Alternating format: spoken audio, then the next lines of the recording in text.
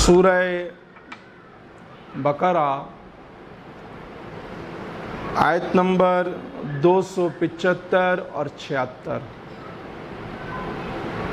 اللہ سبحانہ و تعالی ارشاد فرماتا ہے، الذین یأکلون الربا، وہ جو سود کھاتے ہیں، لا یقومون، نہ کھڑے ہوں گے قیامت کے دن، الا کما یقوم الذی، مگر کھڑا ہوتا ہے وہ جسے یتخبطہ الشیطان من المس، آسیب نے چھو کر مخبوط بنا دیا ہو۔ ذالک بانہم قالوا، یہ اس لیے کہ انہوں نے کہا، انما البیع مثل الربا، بیع بھی تو سود ہی کی مانند ہے، تجارت بھی تو سود ہی کی مانند ہے۔ وَأَحَلَّ اللَّهُ الْبَيْعَ، اور اللہ نے حلال کیا بیع کو، تجارت کو حلال کیا۔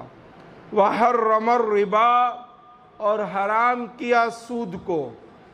فَمَنْ جَاءَهُ مَوْعِظَةٌ مِّن رَبِّهِ، تو جسے اس کے رب کے پاس سے نصیحت آئی، فَانْتَهَا، وہ باز رہا، سود کے لین دین سے باز رہا۔ فَلَهُ مَا سَلَفَ، تو اسے حلال ہے جو پہلے لے چکا، یعنی پہلے والا معاف ہے، مگر اب جو ہے حرمت قائم کر دی گئی ہے۔ وَأَمْرُهُ إِلَى اللَّهِ، اور اس کا کام خدا کے سپرد ہے۔ وَمَنْ عَادَ، اور جو اب ایسی حرکت کرے گا، فَأُولَئِكَ أَصْحَابُ النَّارِ، تو وہ دوزخی ہے۔ ہم فیہا خالدون، وہ اس میں مدتوں رہیں گے۔ یمحق اللہ الربا، اللہ سود کو مٹاتا ہے۔ وَيُرْبِِ الصَّدَقَاتِ، اور صدقات کو بڑھاتا ہے، خیرات کو بڑھاتا ہے۔ وَاللَّهُ لَا يُحِبُّ، اور اللہ کو پسند نہیں آتا، كُلَّ كَفَّارٍ اثیم، کوئی ناشکر بڑا گناہ گار۔ آیت مبارکہ میں الذین یأکلون الربا، وہ جو سود کھاتے ہیں، ارشاد ہوا۔ اس سے واضح ہے کہ اسلام کے نزدیک سود کا لینا کس قدر برا ہے۔ الذین یأکلون الربا، وہ جو سود کھاتے ہیں، اگرچہ اس میں اشارہ ہے عمرہ عرب کی طرف، جو سودی کاروبار کیا کرتے تھے، مگر اس مقام پر تمام انسان مراد ہیں، چونکہ سود لینا دینا ہر انسان کو منع ہے، چاہے وہ مومن ہو یا کافر۔ اس لیے دارالسلام میں، جہاں اسلامی حکومت یعنی قائم ہو، اس علاقے میں سلطان اسلام کافروں کو بھی سودی کاروبار سے روک دے گا، جیسے انہیں چوری، زنا، قتل و غارت سے روک دیتا ہے۔ اس سے آپ سود کی حرمت کو جانیے کہ کس قدر برا ہے، اسلام میں کس قدر اس کے متعلق منع ہے، کہ کفار کو بھی جہاں اسلامی حکومت قائم ہو ان علاقوں میں سود کا لین دین کرنا منع ہے۔ یاد رہے، سود کا لین دین ہر دین میں حرام رہا ہے۔ پھر آیت مبارکہ میں ارشاد ہوا، یتخبطہ الشیطان من المس، وہ جسے آسیب نے چھو کر مخبوط بنا دیا ہو۔ آیت کا مفہوم یہ ہے کہ سود خور، سود کھانے والا، سود لینے والا جب اپنی قبر سے اٹھ کر میدان حشر کی طرف چلے گا تو گرتا پڑتا چلے گا، ایسے جیسے کسی کو شیطان نے چھو لیا ہو یا جس پر جن سوار ہو گیا ہو، یعنی وہ دیوانہ وار حرکتیں کرے گا، اس کی رفتار میں اعتدال نہ ہوگا۔ یہ لوگ اپنے پیٹ کے بوجھ یا جنون کے باعث آسانی سے نہ چل سکیں گے۔ یہ حال ہے اس کا جو سود کا کاروبار کرتا ہے۔ پھر آیت پاک میں ارشاد ہوا یمحق اللہ الربا، اللہ سود کو گھٹاتا ہے، اللہ سود کو مٹاتا ہے۔ معنی اس آیت کے یہ ہیں کہ اللہ تعالیٰ دنیا میں سودی مال کو گھٹاتا ہے، مال کو برکت سے خالی کر دیتا ہے۔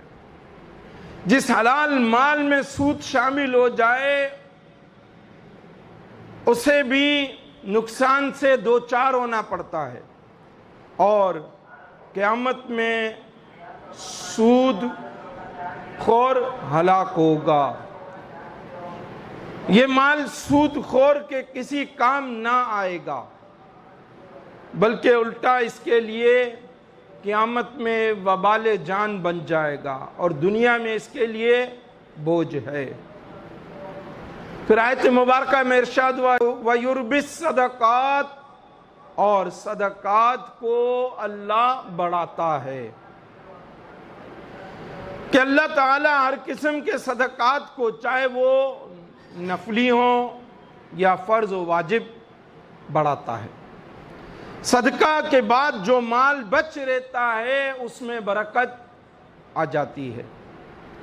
دیے گئے صدقات و خیرات سے زیادہ دولت ملتی ہے، اور آخرت میں ہر صدقہ کا اجر عطا کیا جائے گا۔ صدقہ دینے والا کبھی بھی تنگ دست نہیں ہوتا۔ یہ صدقات کی برکتیں ہیں، چاہے وہ نافلہ ہوں چاہے واجبہ ہوں۔ سود حرام قطعی ہے، اس کی حرمت قرآن مجید اور حدیث شریفہ کی نصوص، اجماع امت اور قیاس سے ثابت ہے۔ سود کو حلال جاننے والا کافر ہے، اسلام لا کر اس کے حلال ہونے کا قائل مرتد ہے، حرام سمجھ کر لینے والا فاسق اور مرتکب گناہ کبیرہ ہے۔ سود کی دو اقسام ہیں، ایک زیادتی کا سود، دوسرا ادھار کا سود۔ زیادتی کا سود یہ ہے کہ ایک جنس سیم ہو اور سیم جنس کے اندر جو ہے زیادتی کی جائے۔ مثلا گندم خریدی گئی اور دونوں طرف جو ہے 10 kg گندم ہے تو کوئی مذائقہ نہیں ہے، مگر ایک طرف 10 kg گندم ہے اور دوسری طرف بھی گندم ہے اور وہ زیادہ ہے، 11 12 13 اس طرح سے وہ زیادہ ہے، تو یہ سود ہے اور حرام ہے، اور اس کی بھی حرمت کثیر احادیث سے ثابت ہے۔ پھر سود کی دوسری قسم ادھار کا سود۔ زمانہ جاہلیت میں لوگ اس شرط پر قرض دیتے تھے کہ ہر مہینے یا سال میں کوئی دن مقرر کر لیتے تھے، اصل رقم کے عوض میں کچھ نہ کچھ دینا ہوگا، اور اصل رقم مقروض کے ذمہ باقی رہتی تھی۔ مدت پوری ہونے کے بعد قرض خواہ مقروض سے اصل رقم کا مطالبہ کرتا، اگر وہ نہ دیتا تو پھر دوبارہ سے جو ہے میعاد مقرر کر دی جاتی اور وہ جو پچھلا سود ہے اس کو اور بڑھا دیا جاتا۔ اس طرح سے سود میں اضافہ ہوتا چلا جاتا۔ زمانہ جاہلیت کے اسی سود کو اسلام نے حرام قرار دیا۔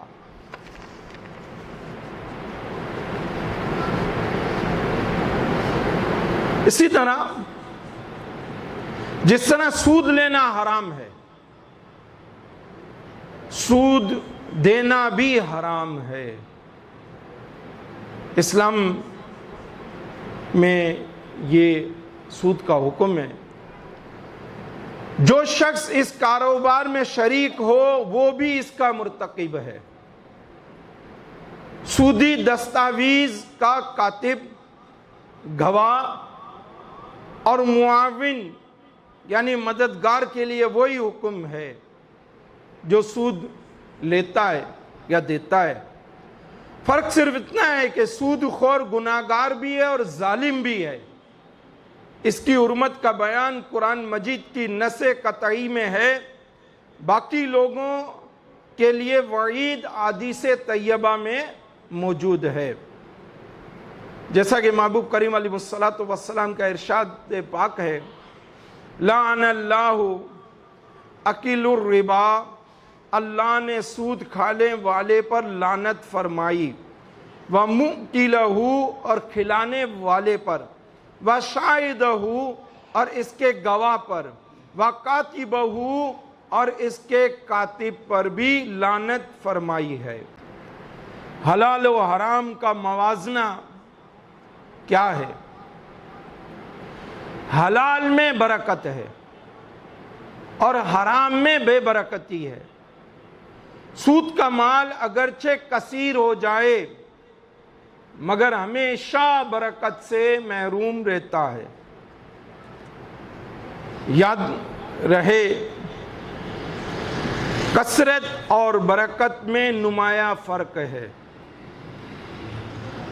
تھوڑی شے میں برکت ہو تو بہت فائدہ دیتی ہے،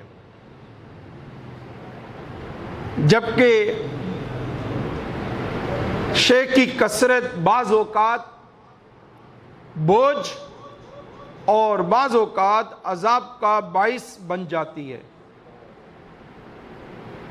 تجارت بے صدقہ و خیرات میں برکت ہے، اور سود کو بے برکت رکھ کر اللہ تعالیٰ اسے مٹا دیتا ہے۔ جیسا کہ صحیح حدیث مبارکہ میں وارد ہوا،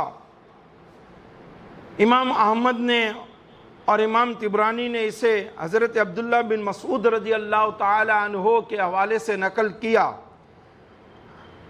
الربا وَإِن کَثُورَ، سود اگرچہ زیادہ ہو جائے، فَإِنَّ عَاقِبَتَهُ تَسِيرُ إِلَىٰ قَلْ، مگر اس کا انجام بے برکتی ہے۔ سود خور کا انجام کیا ہے دنیا میں اور آخرت میں؟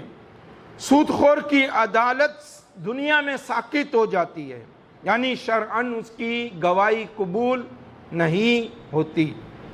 اس کے مزاج میں قساوت، سختی اور بے رحمی آ جاتی ہے۔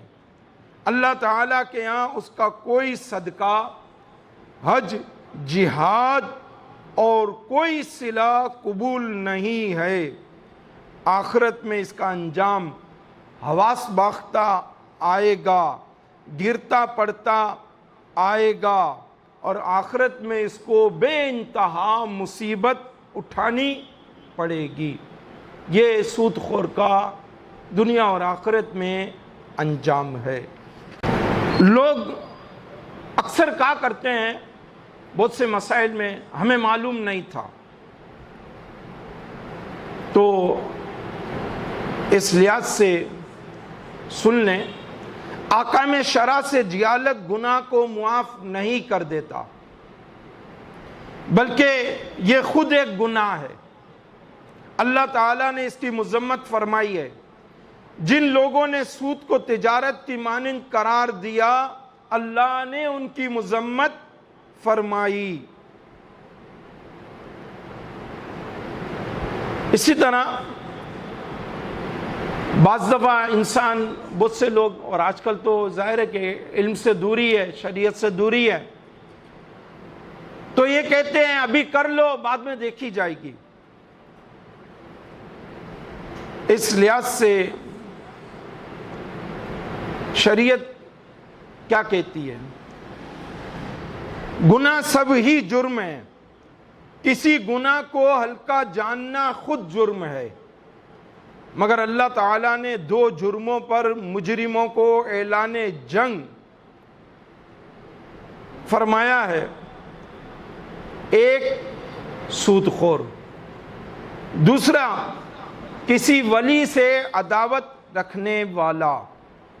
سود خور کے متعلق اللہ رب العزت نے سورہ بقرہ میں ارشاد فرمایا فَإِن لَمْ تَفْعَلُوا فَأْذَنُوا بِحَرْبٍ مِّنَ اللَّهِ وَرَسُولِهِ۔ پھر اگر ایسا نہ کرو کہ سود لینا بند نہ کرو تو یقین کر لو اللہ اور اس کے رسول سے لڑائی کا۔ اور جو اللہ کے ولی سے عداوت رکھے تو حدیث قدسی میں ارشاد ہوا، اللہ تبارک و تعالی ارشاد فرماتا ہے من عادى لی ولیا فقد آذنتہ بالحرب، جو میرے کسی ولی سے عداوت رکھتا ہے میں اس سے اعلان جنگ کرتا ہوں۔ اللہ پاک ان باتوں کو مجھے آپ کو سمجھنے کی توفیق عطا فرمائے اور عمل کی توفیق نصیب فرمائے۔ وما علینا الا البلاغ المبین۔